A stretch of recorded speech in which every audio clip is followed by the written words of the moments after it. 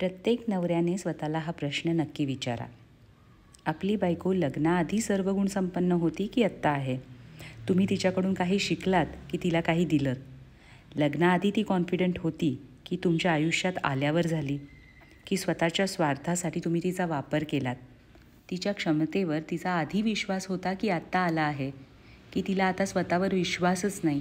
जर ती चांगली अपेक्षा ठेवून तुमच्याकडे येते, एका स्वयंपूर्णतेच्या भूमिकेत तुमच्याकडे येते, तर तिच्या अपूर्णतेला, अक्षमतेला, अविश्वासाला कारण बनू नका. तुम्ही तिच्या आयुष्यातील मित्र बनू शकत नसाल तर निदान तिला स्वतःची मैत्रीण बनवा. तिला स्वतःवर प्रेम करायला शिकवा.